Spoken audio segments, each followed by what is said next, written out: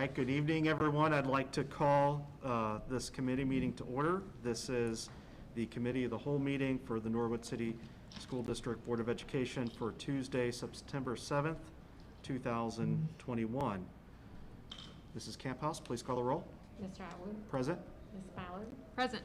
Mrs. Cole. Present. Mrs. Reber. Present. Mrs. Rarica. Present. All right, may I ask everyone to please stand for the Pledge of Allegiance?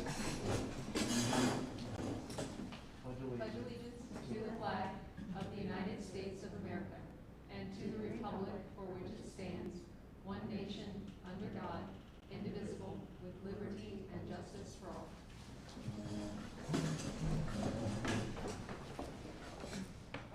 All right, item number 3 is a housekeeping item for us. We have to adopt tonight's agenda. I would like to make a motion that we adopt tonight's agenda as written. I'll second. Any discussion? Mrs. Camphouse, please call the roll. Mr. Atwood. Yes. Ms. Ballard. Yes. Mrs. Cole. Yes. Mrs. Reber. Yes. Mrs. Rarica. Yes. Yes.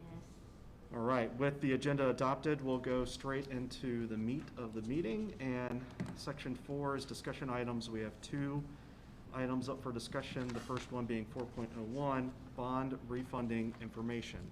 Superintendent Ronan? Actually, this is the treasurer's, Me, yeah. yes. I apologize. Who's here? Okay. Tonight we have Heather Erling with us to explain bond refunding. Heather is the director with Bradley Payne Advisors and is filling the role as financial advisor to the district for these proceedings. You remember in the November of 2016 campaign slogan for our bond levy of warm, safe, and dry to renovate our neighborhood century-old school buildings. When the levy passed, the district sold bonds to fund the renovation project for $31 million. It is those bonds that we'll be talking about tonight in Heather's presentation. Good evening. Again, my name is Heather Meyer with Bradley Payne Advisors, and I'm here to discuss the potential bond refunding. I used refunding and refinancing interchangeably, so. I'm going to cover the outstanding debt this district currently has, and then we'll talk about the current market, the actual refunding and the numbers, what they look like today, and then our current schedule of events. On to the outstanding bonds. So in the greenish color, the 2017 A's and B's, those are the ones that we are looking at refunding for a savings to the taxpayers. The 2021 is a LTGO issue, which was not a voted issue. That was done earlier this year for $7.5 million. The outstanding on the 2017 A is the $22,415,000, and on the 2017 B, it's the $5,590,000. Any questions there?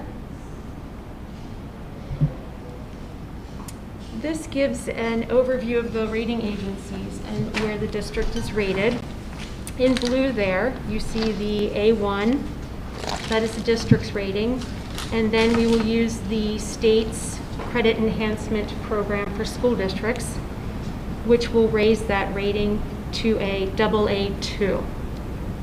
Now investors will still look at the A1 and read the rating report, but with that credit enhancement from the state, they will look at it as a AA2 rated bond issue.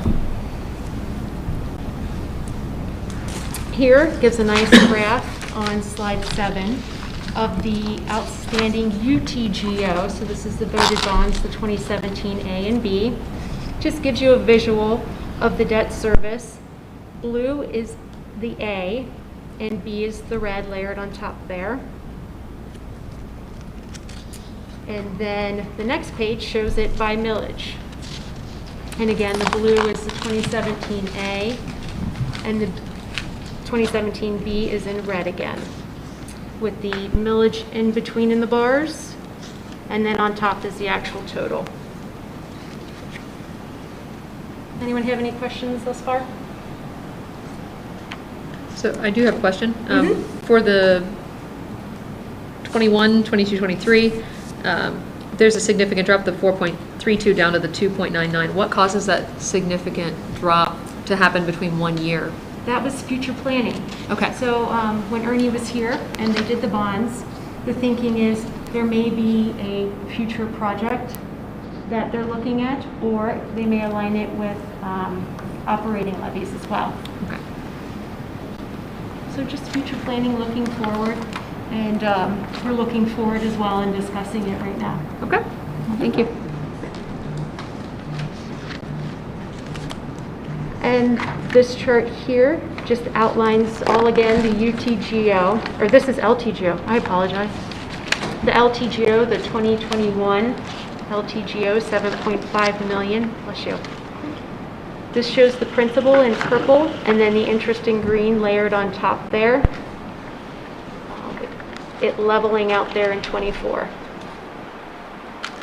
And the 2021, 22, and 23, Julie, correct me if I'm wrong, but that's probably, you're using the principal that was created from the actual bonds brought to market, because that's what investors are doing these days. They pay a premium for these great rated bonds.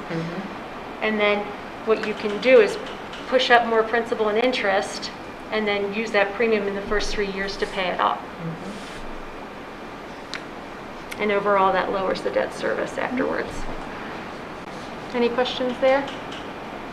If I get too bond nerdy, please interrupt me. That can happen. So, all right. And here we have the assessed valuation of the district going back to 2000, and you can see with the revaluation we have gotten over the highest point there in 2008 and 2009, and above the recession valuation. That's great news. Is that due to just property values? Yes. Okay. And moving on to the market. On slide 12 there, since we are looking at doing this as a taxable refunding, we have the taxable interest rates in here. And the gray bars there show you where the U.S. Treasury rate has been over the past 20 years. So that there, look at those discrepancies. We have almost all the way down to 0, going up to 9s. And then in orange there, that's the average over those years.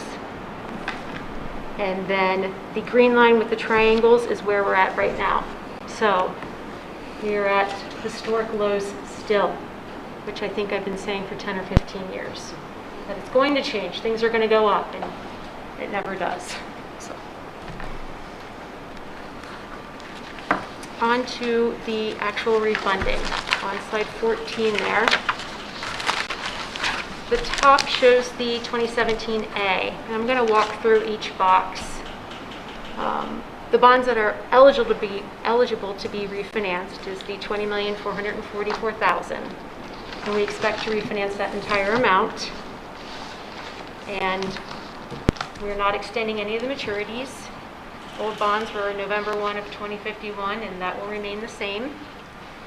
And then the old interest rate was 4.87, and that's blended. And then once we're finished in today's market, the all-in, and all-in just means all of the fees associated with it that come out of the premium. We're including that in the calculation, so we're being extremely conservative. The rate would be just under 3%. So this is the time to Got a home loan you can look at? act. Yeah, exactly. So when you say conservative, so are you anticipating a scenario where it could be better than 2.96%? Fingers crossed. Fingers crossed? Mm-hmm. But the conservative value is just under 3. Yes. Okay. So And- that's going to change. That's going to change the total estimated savings, right? Yes. All of these are just today's snapshots, which I usually have that as a disclaimer down at the bottom and somehow missing. So the next question that I have is if you were to put some sort of weight on this, what is the percentage chance that this conservative number doesn't pan out and it's actually, closer to what we're having right now or what we're seeing right now? What's the percentage chance that happens? Oh, if I knew that, I wouldn't be here. I'd be on a beach somewhere. Right, I mean, but the reason why we're here is because we're taking a chance on refinancing this for a better interest rate, which is gonna save us a bunch of money over the life of this debt service, right? Now, I'm just trying to get a handle or an idea of what's the chance that that doesn't play out. So we are watching this daily, and Julie and I have sat down individually and we have agreed upon thresholds of were the savings to dwindle to X amount, that is when we will decide we're not proceeding with the refunding. But what is your question is, what is the chance that rates go so high that we're back to where we were? Correct. Oh gosh, within the next few months, I would say, barring any unforeseen global catastrophes that would change that, I'd say 10%. 10%? You do understand we're in 2021. I know. Anything can happen. Anything can happen. Agreed. Okay, all right.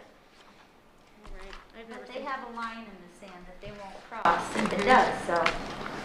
We do. There are a lot of moving parts that are included in that calculation, including the state credit enhancement program. That's also a moving target that we have to meet. Right. Because we want the A's and B's included in that for that better rating.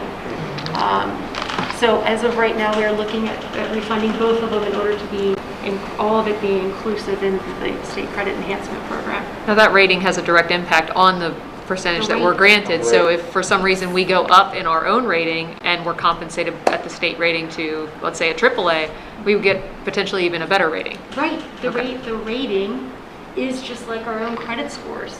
And the lower it is, the higher the rate. The better the credit rating, the lower the rate. That's a good point.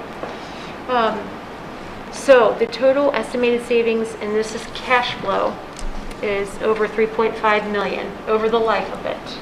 That's just for the 2017A. Correct. Okay. Correct. So in our lingo, we call it, we always say present value savings. So the little asterisk down there, if you take that 3.5 and change and bring it to today's dollars, as well as take out, again, this is nerdy bond stuff, negative arbitrage, that gives us 2.32 million as present value savings. And then that adjusts it to 11.35 present value savings. So just in case you're talking to someone else, in the industry, another district, that's the lingo that everyone kind of uses. And Julie and or I will present something back once we've gone through the pricing and everything's finalized. Any questions on the A's? All right, if we look at the B's, we have 4.98 eligible to be refinanced and outstanding. Again, the final maturity still is the 2055. And then the interest rate on those was 4.26 of that outstanding. And we're shooting for the 3%. And again, we're keeping these separate as A and B as of right now, is the way we're analyzing it. So that's the discrepancy there of the 4 basis points. We'll see how everything pans out, but we're trying to keep it that way so that it's uniform from 2017. And the total savings cash flow is $240,891. And then when we pull that to present value savings, we're looking at $162,657 and a 3.27% present value savings. Now, I'm not super thrilled about those numbers. GFOA says over 3% is where you should start, present value savings is where you should start considering a refunding. So we have, again, a lot of moving parts and things that we're considering. So if we can have some savings there in order to get a better rating, then we'll proceed. And again, Julie and I have our own thresholds on all of this that we've discussed. We still need to go over some of them. She's going to get bored of me soon, really quick. But we'll continue to monitor that weekly, and then as we get closer, it'll be daily. So is there a reason that these can't be consolidated into one loan under that 2.96 umbrella? I have a question to bond counsel on that. Okay. Yes. Awesome. Since these were smaller lot sizes or smaller par amounts, the rates are usually a little bit higher because you have all the big, huge wirehouses and, bond funds and insurance companies. They don't want the teeny tiny lot amounts. They want the bigger ones. So you have smaller investors that don't have as much to spend and they want a higher rate. They want a bigger bang for their buck. So, but when we go out to market, we will create a lot of interest. The more interest you have, and people bidding on it, if you will, the lower we can get the rates.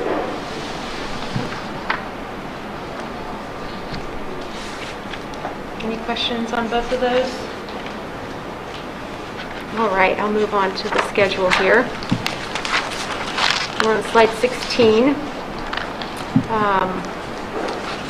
We'll have a rating call, Julie and I need to talk about, with Moody's the week of September 19th. Let me back up here. September 16th, we have the Board of Education approving the bond resolution. And within all of that, as soon as we have that in hand, we will submit a very intensive application for the State Credit Enhancement Program. Then we'll talk with Moody's. We'll have the Moody's rating on October 4th. And then we'll get the preliminary official statement, which is just like a prospectus that you get when you buy a stock or a mutual fund. We'll send that out to investors, create that interest with the underwriter. Steve will be the underwriter. Create all that interest, and we'll take the bonds out to the market for all the investors to bid on it on October 13th. And then October 16th, we will be closing, and all the funds will be wired and cleaned up. So in all intents and purposes, that's a pretty tight time frame. Well, we have a preliminary official statement already from January 2020, 7.5 million. So that was extremely helpful. Usually it's about 90 days. Right. And we could condense that a little because there's less work for everyone to do. Okay. And by that I mean Julie and bond counsel. All right. So for us, for all intents and purposes, for the work of this body, what's really important is what we do next week. So the resolution that will be on the agenda for us to vote on next week, I mean, this pretty much allows Bradley Payne and Julie to know that the board is committed to moving in this direction. And the reason why we're committed, or should be committed, into moving in this direction is that the risk is somewhat low, even though I asked what's the chance that it could not go in our favor. The risk is somewhat low here, but getting a better rating and dropping that interest rate for bonds that, we're talking, $25 million worth of bonds here, and dropping that 1.5 or 1.8 points. I mean, it's almost cutting it in half, and saving, $3.7 million over the life of the debt service. That's 10% of our annual budget today. I mean, that's huge. So, kudos for the administration for, looking at ways in order to help us with our solvency. I mean, this is always important, and this is important work that we're going to do next week. Yeah. And this is money that's direct savings to our taxpayers. So the tax money comes in and it sits in our bond fund, and I pay the bills with it. So we have less interest that we're paying on these bonds. Right. The auditor's going to lower their millage rate, and their taxpayers are going to pay less money. So this is direct savings to our taxpayers.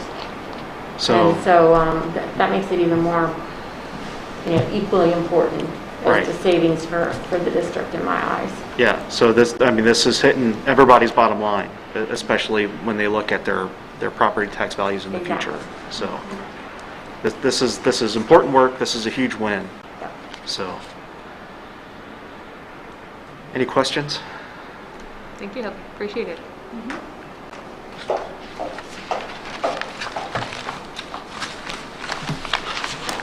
All right, the next discussion item is Norwood View reopening presentation, and I believe with us tonight is the View Principal, Mr. Lynn Yates.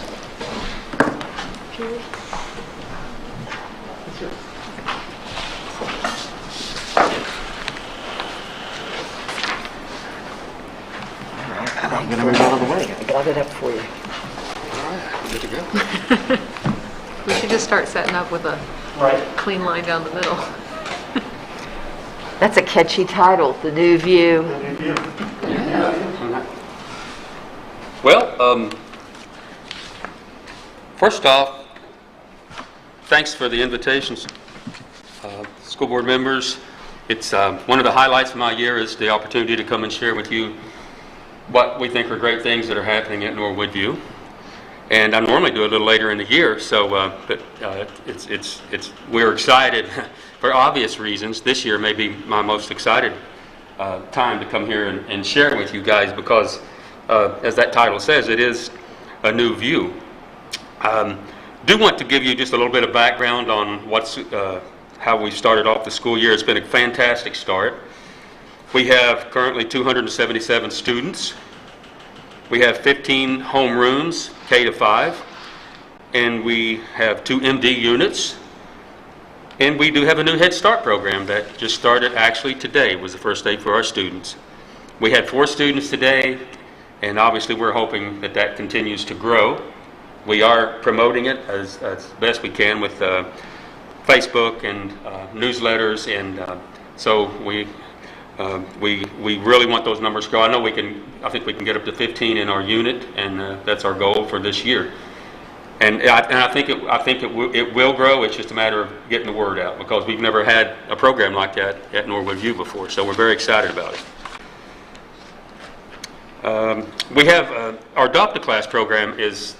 We had an Adopt a Class program last year. As you know, we've had it for several years now, and last year was just crazy year for obvious reasons for everyone. And this year we've had 13 classrooms adopted, which is I think a record for us. We only have 15 home rooms, so we have 13 of those adopted this year. There's 8 organizations that are participating in that. So we're really excited about that. And so we're having a fantastic start, like I said. And this was the bulletin board that we greeted our students with this year. Welcome back. Your school has missed you. And also we missed our school. We definitely enjoyed our time down here last year at the middle school, but now we're home. And as you're going to see from some of these pictures, it's a beautiful home.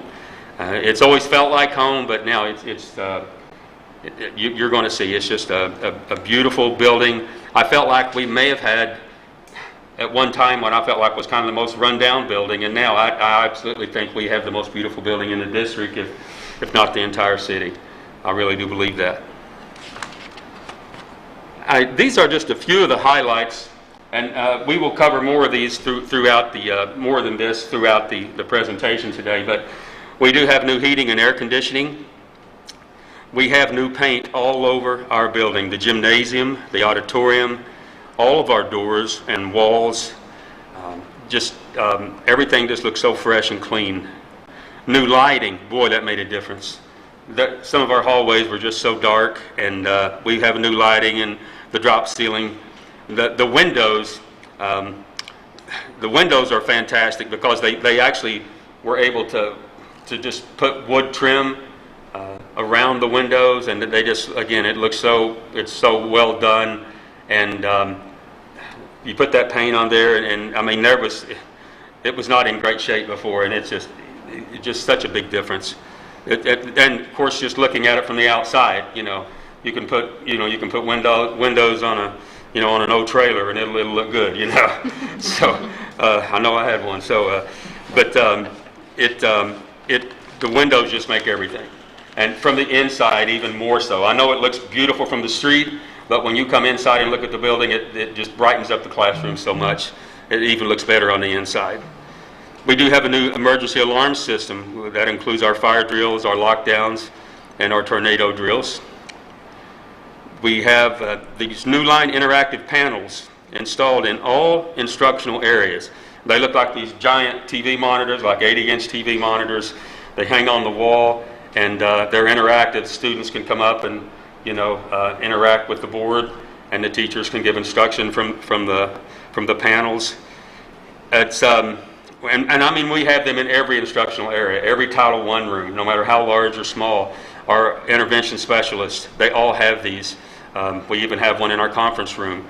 So they're amazing, and our teachers are just getting used to them. It's very, very easy to use, very easy to implement, and the students love them also because they can just get up there and interact, right there on the board.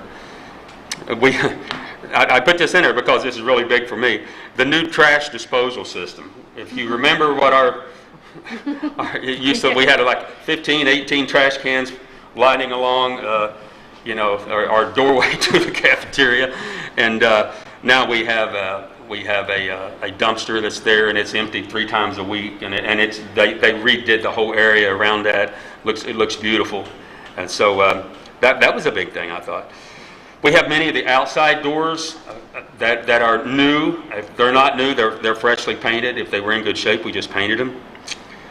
And there's a lot of hidden improvements there, the wiring and the plumbing and all those things that you don't see that are new to the building, which are very, very important.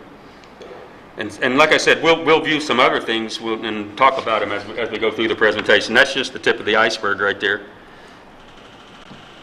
2 weeks ago tonight, we had our building tour at Norwood View. We probably had about 60 family members altogether that showed up for that.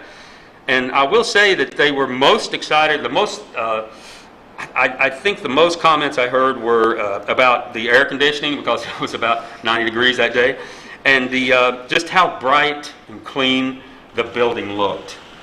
And so we had a real good time that night, and it was just really fun to sit there and see all the faces of the parents when they walked in and saw it for the first time, and the students.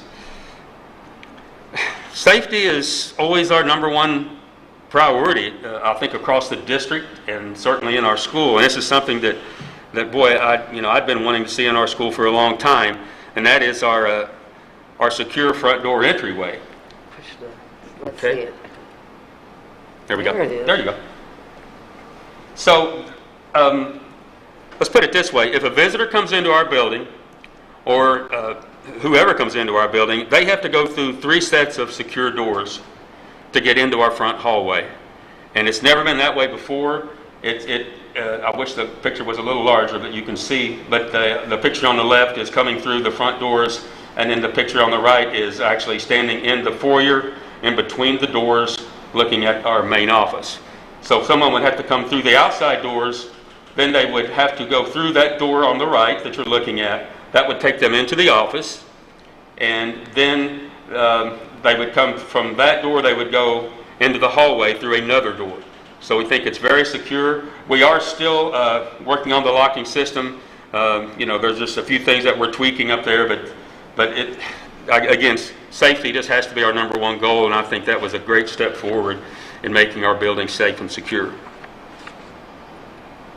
This is our main office. We actually have decorated it a little bit more since this picture was taken.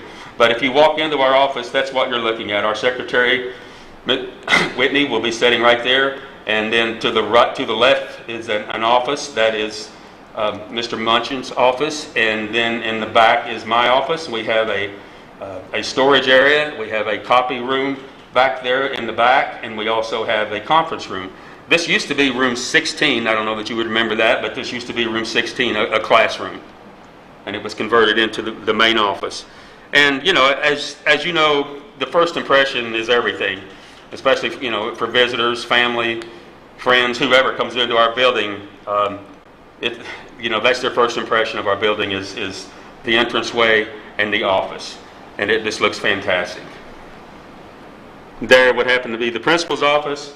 He's not a very good decorator, but but it's a beautiful office. You got those windows. You can see the front yard. Keep your eyes on things happening outside. But it's just so clean and beautiful and bright with all the windows and everything.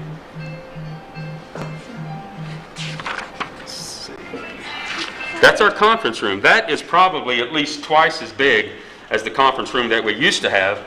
And then the other conference room was my office. We had that table right there sitting in my office, and so now it's totally private. You notice we do have the monitor there, so if we're having any kind of meetings, data meetings or IEP meetings, whatever, we have access to the monitor there.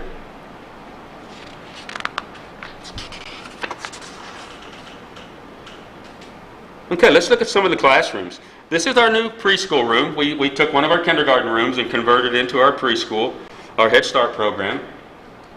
And it has all new furniture. And like I said, today was the first day.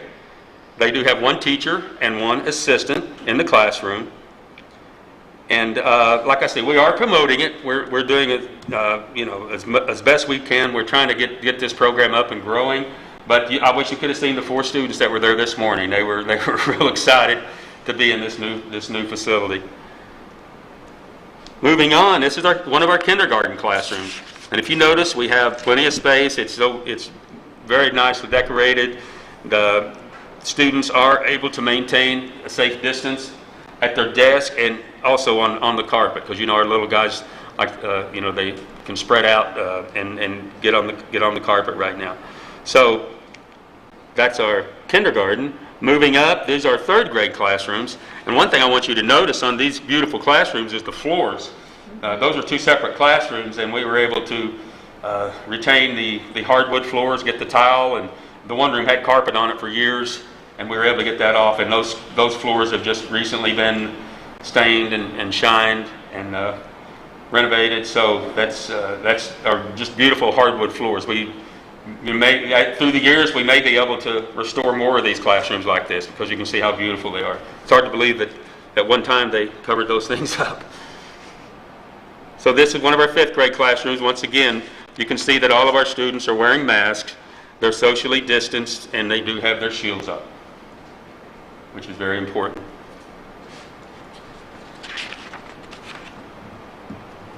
This room is really special.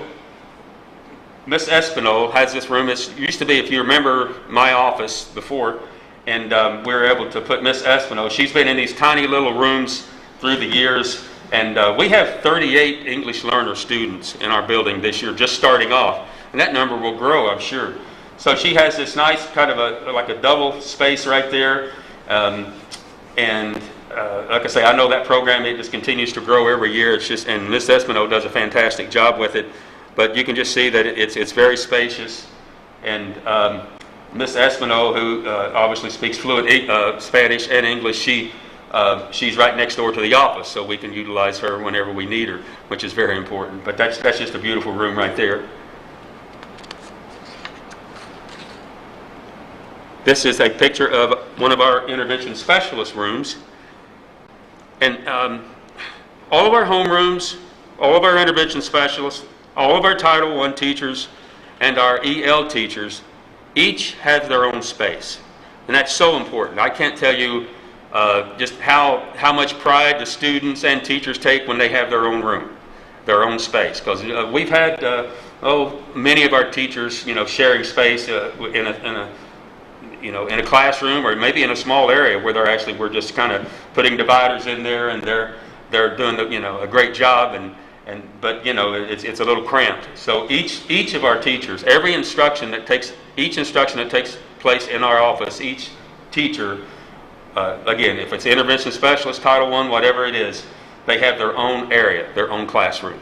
It may be a large classroom, it may be a small classroom, but that's just really important for us this year. And this is something that I know Ms. Ashman is excited about, and we are as well. This was a shower room at one time. We made a classroom out of it at one time, and now it is our sensory and physical therapy room. And many of our special ed students and many of our regular ed students have access to this room. I was talking with Ms. Gregg today, our MD unit teacher, and she said she's more excited about this than she is anything, because there's actually a lot more material. She said it's on order that's coming in, and it's just great for our students, to be able to go in and touch things and feel things and have experiences in this room. And as the back part of this room actually is a diaper changing station. Now that may not sound exciting to a lot of people, but our changing station before was literally it was a table like a bed, and it had a curtain that you pulled the curtain around it, and it was in the classroom. And so that's how Miss Gregg utilized that through the years. So now she has her own separate room, and so that's huge for our students, giving them privacy in just a beautiful, clean area. And that is actually connected to the occupational therapy, the physical therapy, and the sensory room. They're all right there together. So all of our special ed units like that are all in one corner of the building. They're just all connected together. So we're real excited about that also. This is our library, and this has always been the one thing. When anyone would come to our building, I would bring them down to the library because I just felt like that was the most beautiful room that we had. And you can see that it looks even better now. You can see the back side there. Those used to be those old, I don't know what kind of windows those are called, but they got the little squares and you can't see through them, I don't know, whatever they're called. And so you can see we got from floor to ceiling, we got beautiful new windows. And we use that room. That's our multi-purpose room. We may have staff meetings in there. We may have professional development in there. But more importantly, we have it's used for our library. And you see those white shelves in the back of the room. Those are actually being replaced very soon. We have 4 new, they're wood grain shelves, kind of go with the floor, match the floor. And those will be coming in probably in the next few weeks or months for sure.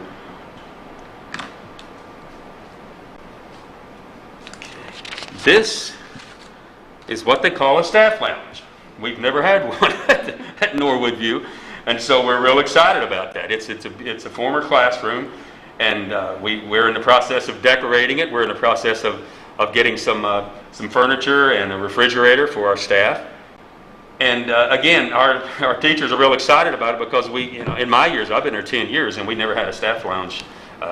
Teachers just eat in their rooms every day, so this is also kind of like a timeout area, like a mental health area for our teachers. If they just need a break, they can go in there and just relax and take it easy. So we're really proud of the staff lounge. We're really glad to have that. Okay, and we've never had a copy room. We just had copiers stationed around the building, and now we have an actual copy room there. Our copy machines are all consolidated into one central area, and I think it's a good workroom for our aides to work, for their teachers, put together class stuff or just make copies or whatever. So it's actually nice to have a copy room that we can just kind of get out of everybody's way, and they can just go in there and our aides and teachers get in there and just do their own thing. But it's down in our basement. One of the things that we've been able to do this year, which I feel pretty good about, is we had a lot of classrooms in our basement, and now we've been able to get all of our homerooms up on the first level. So they're all on the same level when they switch classes. We used to have our 4th grade and some of our 5th grade, I think, down in the basement or the ground floor at one time. We used to call it a basement because it kind of looked like a basement. And it doesn't look like a basement no more, I can tell you. It is beautiful.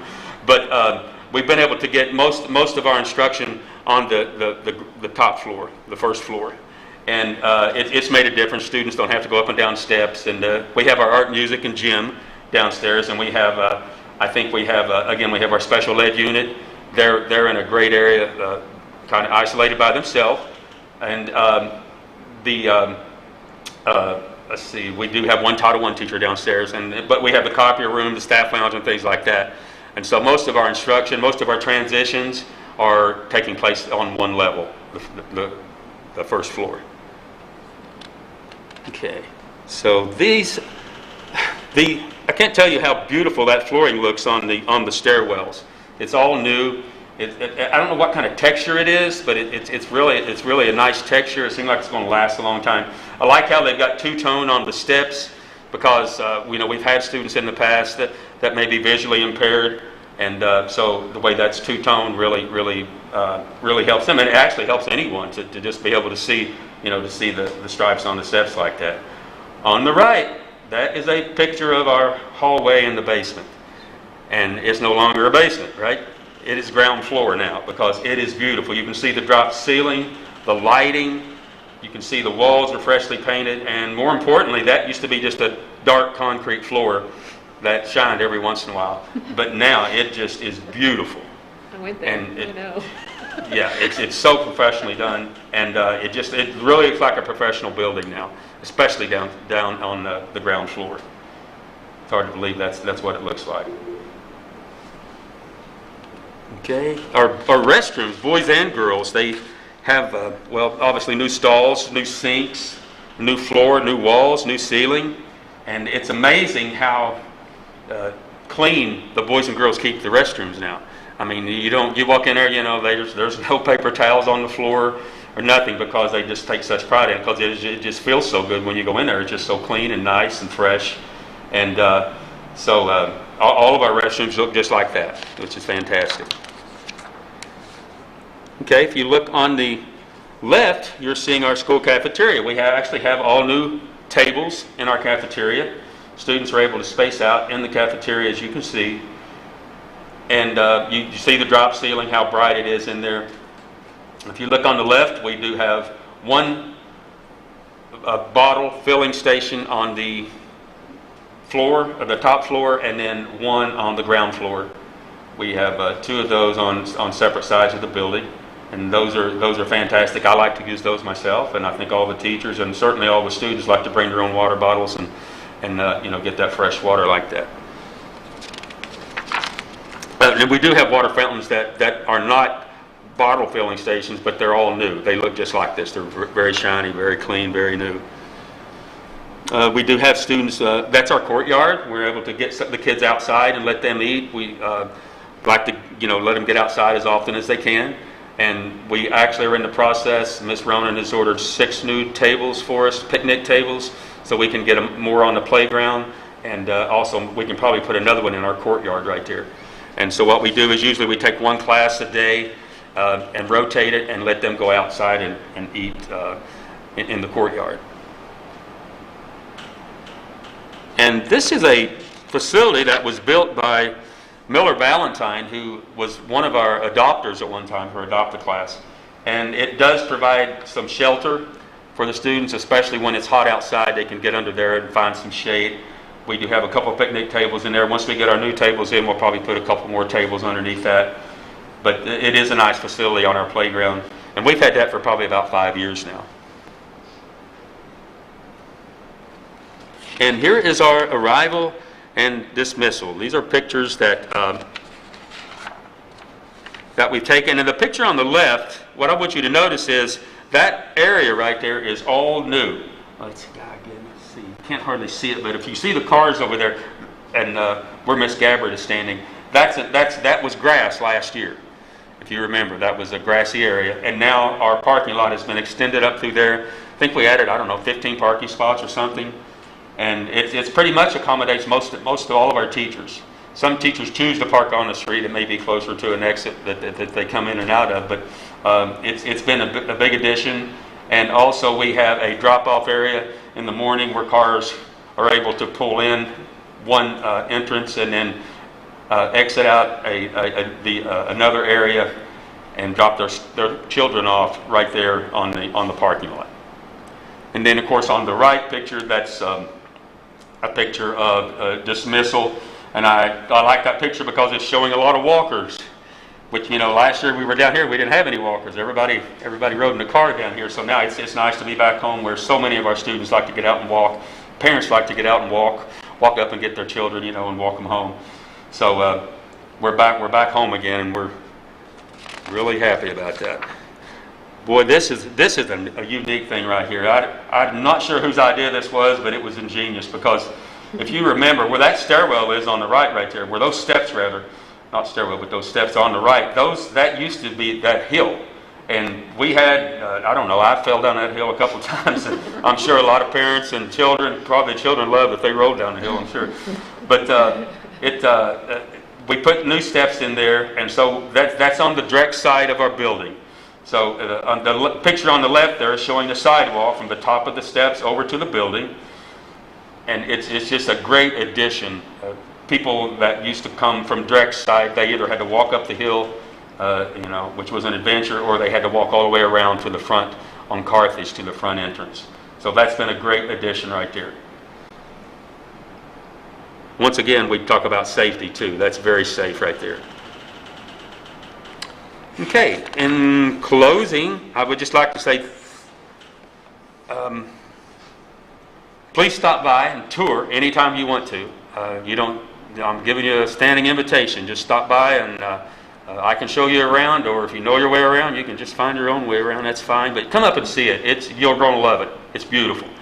I'm telling you, from top to bottom, it's a beautiful facility. And I just want to say thanks to you, our board members, for your hard work and getting this done for our building. And I especially want to thank our residents, our tax-paying residents who really made this possible for our school and throughout the district. But I can certainly speak for our school. It is a new building, and you can just feel it when you walk in. So thanks to each of you for that. Thank you. Thank you, Mr. Does anybody have any questions? I do have one. I know I want to come see it because I didn't see a picture of the auditorium. That's my favorite room in that whole building, is that beautiful auditorium. So I've noticed, I work down in that area, so I drive past the building all the time, and I love the windows. And it's so bright, and it creates a really lovely ambient lighting around the whole property in the evening. But are the lights supposed to stay on the whole time? No, it's a little bit too limited, I think. I think it's a safety. I think it's a safety thing. There's a gentleman coming in this Friday with that, and I think they've probably been doing a lot of work on the high school and so on. Yeah. But no, those lights. There are rooms like my office. I can walk out of my office, a few seconds later, the lights go off. When I come back in, the lights come on. It's supposed to be that way for every room, and it's not. And they are working on that. We're well aware of it. We've got work orders in, and I was told today that they're going to be coming on this Friday to make sure those lights work so it goes dark at night. I didn't know if it was a safety thing because it creates a really nice glow around the whole building, and I'm like, that's probably a safety feature in and of itself. No, and I like it. It's beautiful. Yeah, and but probably not great to leave on. And as you say that, it makes me think there are a few things that they're still working out. We all can appreciate that. And we may be working on some of these things for months to come. We may find something different, that we need to work on. But it's in great shape right now. But obviously they're going to be tweaking as we go, and that's one of the first things we're working on. Well, it's lovely. So I had an opportunity to visit View this morning. Actually, I had a family member in the neighborhood who gave me a new American flag to hang up on the flagpole because the one there was a little bit faded. So I went and delivered that today, and so Mr. Yates was kind enough to walk me around. And he's right, it's a phenomenal building. But to your point about the auditorium, what would it take for us to just replace the seats in that auditorium? No. They're original. They're the greatest, and they're loud. They're so nice. I've seen them do productions where they've used the seats up. Yeah. I think we could get the same type of seats. Let's auction them off. But those seats, there are a number of them that have been well loved over the years. Yeah. And I think it's time that it needs a little TLC. That might be a grant opportunity. I don't know where I think Glenn left, but that might be a grant opportunity that we can look into, like we've done for some of our other theater work. Because I know we upgraded things with Sharpsburg's auditorium. I don't know the plans with Williams Auditorium yet. Or maybe if they're getting new seats, we can partner in for a budgeting. I don't think know. new seats were included. Okay. Although Julie and I were over at Allison, so if you have some broken seats, there's a whole auditorium of not Old broken original seats wooden over there seats that that might are be- the same era that might look appropriate. Because we thought of that, Julie and I, when we were over there. We went, oh, these are gorgeous seats. They are. Yeah. One of the things we had looked at a few years ago, Ms. Fronin, is we were we sent our maintenance department over there to see if we could just take those chairs and just replace them, you know, all of them over there. And it was something the way they're anchored into the concrete that they won't didn't allow think it. they would mount on the wooden floor over Oh, there. that's because at Allison, that floor of the auditorium is concrete, Yeah, and the one at Williams is not. So, view. or yeah, View. Is it the backs of the seats that are broken or the seats? I mean, maybe It's we the, just take the wood the instead hinges. of all the, Yeah, so it's that metal hinge, or at least the There, ones that I. some of them are, some of them are broken, and some of them just have, like the seat will be, part of the wood will be stripped off, and so, you know, there could be, you know, problems with that. And then some of them where they mount on the floor have been screwed and re-screwed, you know, each time a bigger screw trying to get it to hold on the floor, and the whole row will kind of move like that. Something that we have done in the past is we've gone back and taken the seats in the back of the auditorium are not used, you know, nearly as much as the ones in the front. So they actually look, you know, pretty good. And we've been able to take like a whole row out and take some of those and put them throughout the front of the auditorium. And so we probably moved a couple of rows in the back, just took the rows out and just, you know, took the chairs individually and just put them throughout the auditorium. Yeah, because the restoration effort for that size of project would be hefty, but I would be really interested to see about some grant opportunities to restore them, because it's we are blessed in this district with the most beautiful auditoriums in the Cincinnati area. I'd bet anything on it, but I think that would take some grant money. Yeah, We'll look into it. Yep, let's look into it. yeah. Thank you, Mr. Yates.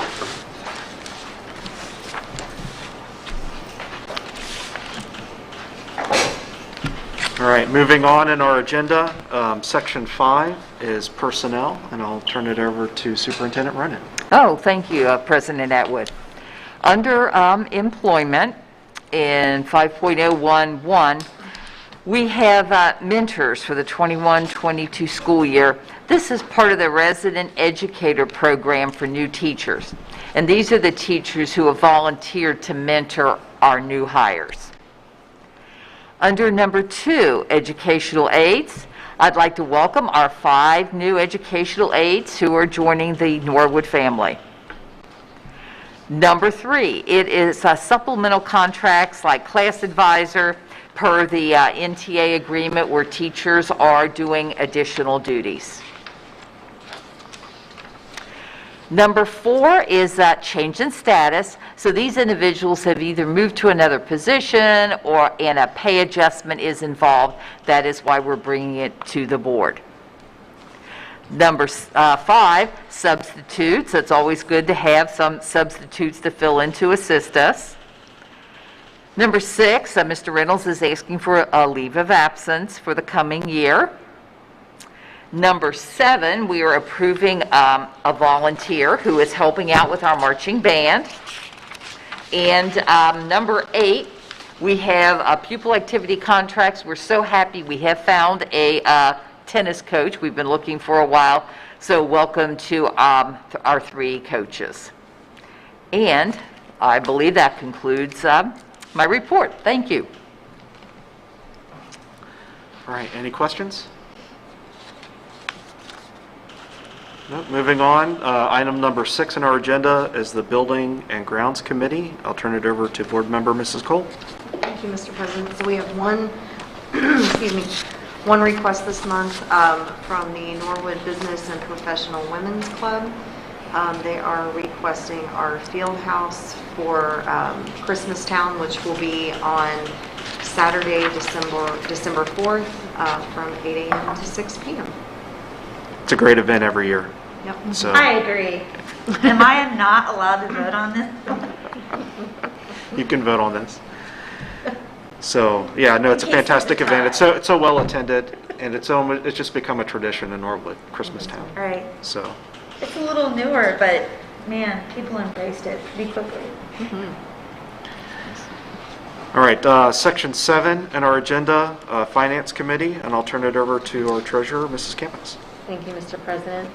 August was a good month for the district with real estate taxes coming in higher than expected by more than $300,000. We big. have received our entire settlement for the half year. State funding is still being paid off estimates for student counts, and that will continue for some time. I do estimate our state funding to fall about $900,000 this year compared to last year, but our expenditures will fall by more than $1 million, making our bottom line somewhat better than expected. As you know, we have a new funding formula for the state revenues, and so everything's just a little different. We're working through that. I am working on the November forecast, and we'll have more information to you soon on state funding. The CFO report is not ready yet, but it'll be finished and attached to Thursday's meeting. Other financial reports are attached, as well as change order listings for your review. On the agenda, 7.02, temporary appropriations for the current year. 7.03, donations from Kroger to Avenues for Success. 7.04, a couple of then and now invoices. And 7.05, the bond refunding resolutions. Now, you will note that there are 3 resolutions attached. If we combine them both, we'll just use that last one, the $25.42 million. And that way we can use the state rating. We can take advantage of that state rating. So those other 2 will just become void. We won't use them. But if anything would change, then I have those other 2 used in case. And that is all I have for finance. Does anybody have any questions? So, Mrs. Camphouse, how often in your experience has the property tax money come in whole? Has it come in what? Has come in whole like it did this time? Well, we typically don't get a payment in July. Right. But we got all of it in August, and that's just not typical. Right. We actually got our settlement. So I was expecting more in September. I'd say in the three and a half years I've been here, I don't know that we've ever had a complete settlement in August. But it's nice to know because I'm working on the forecast. So now I know what my half-year settlement's going to be. Right. Yeah. Yeah. Yeah, that doesn't typically happen. No, it doesn't. But I won't complain. All right. Any other questions? No. The last item on the agenda is to adjourn. Can I get a motion to adjourn? I'll second. Mrs. Camphouse, please call the roll. Mr. Atwood? Yes. Ms. Ballard? Yes. Mrs. Cole? Yes. Mrs. Raber? Yes. And Mrs. Reckner? Yes. And we're done in under an hour. Thank you, everyone. Woo-hoo.